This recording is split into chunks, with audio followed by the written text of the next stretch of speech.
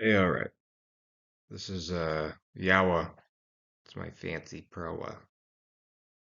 Yawa is Cebuano, which is a Filipino language for devil or demon.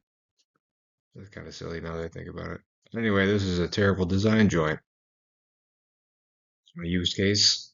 Uh, the customer wanted a custom Proa. The customer I invented, of course. They don't have any children.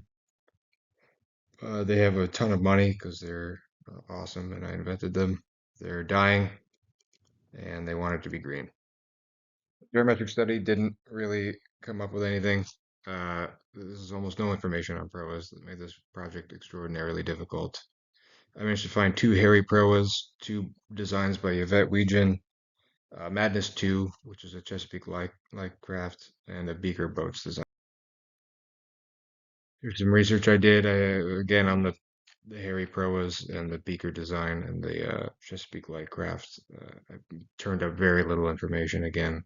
Uh, I managed to grab some CP information, which was relatively useful in the long run. But other than that, it was mostly just design.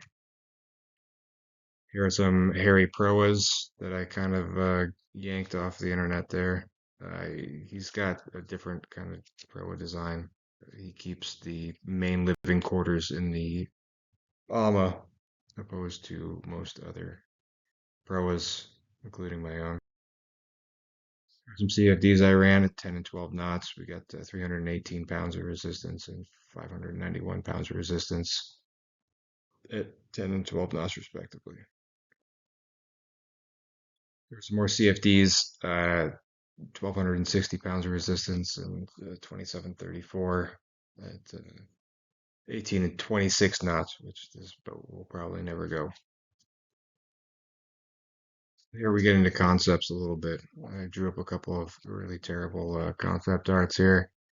Kind of mixing like this Art Deco eco punk greenhouse top kind of thing. I really like the idea of the portholes, but I didn't end up sticking to it, which is a shame. But these front chrome bow accents, I really enjoyed. I kind of went overboard with, but they ended up working, I think, in the long run.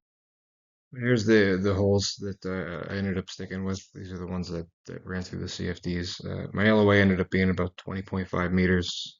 My beam was about 10 meters, 9,000 kilograms. I decided to go with an aero rig just because I didn't really want to deal with rig calculations and all that stuff. And they need to spin 360 degrees. The Bruce number turned out about 28.04.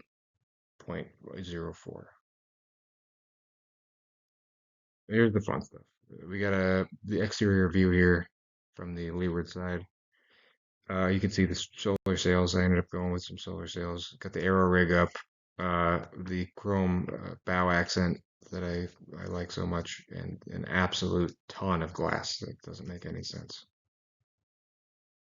Here we have a nice deck view from the windward side, from the AMA side. You can get a good view of my dual wheel helm there, dual wheel pedestal. Compass, a lot of lounge space for this dead guy.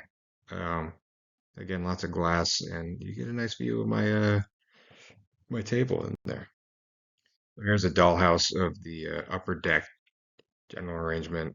You can see the nice open deck plan, lots of lounge space. We got the galley on the right side here, and settee in the middle, and like a bit of an office space slash nav station on the left, and stairs on either side, which is selling.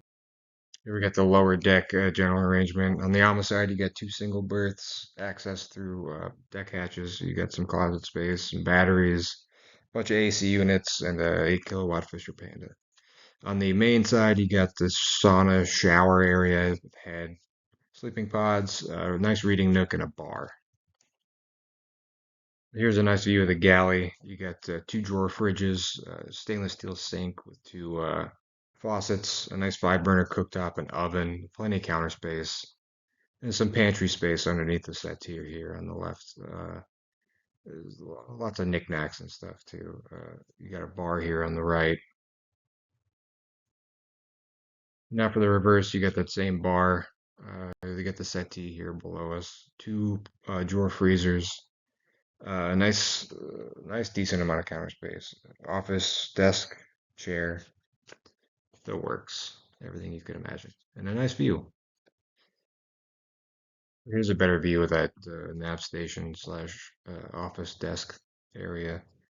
Yeah, a little bookcase and some plenty of like desk space there for plants and all kinds of junk. You can kind of see the stairway here on the right. And take a look at that. There's that view for the top of the stairs. Better view of the oven there, all that junk. And then you can look down the stairs there into the sauna. A nice mahogany sauna, some plants and stuff. More knickknacks. So lots of crap. There's a good view from atop the toilet there, looking into the head. You can see the sauna again, a bit of the stairs we just looked down. Some good detail in here. It's that hanging towel and some light switches and the bamboo toothbrushes, which let's see, but here's a good view from that landing down at the base of the stairs, right where it enters the sauna. There's the sleeping pods here. As you can see, there's plenty of storage. There's some stairs that lead up to the bed, help you get in. There's plenty of headroom. You don't bonk your head in the middle of the night. And you got a nice little bookcase there. Here's a view from the sleeping pods, looking out onto the reading nook and the bar area down below.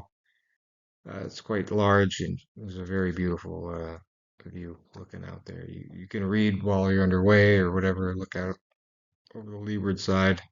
It just looks kind of nice. Here's that $1 million view, looking out at the sunrise, just waking up in this sleeping pod here. And you get to see my nice chrome bow accents that I am hating the more I look at them. Anyway, this has been my boat, and it's a terrible design joint.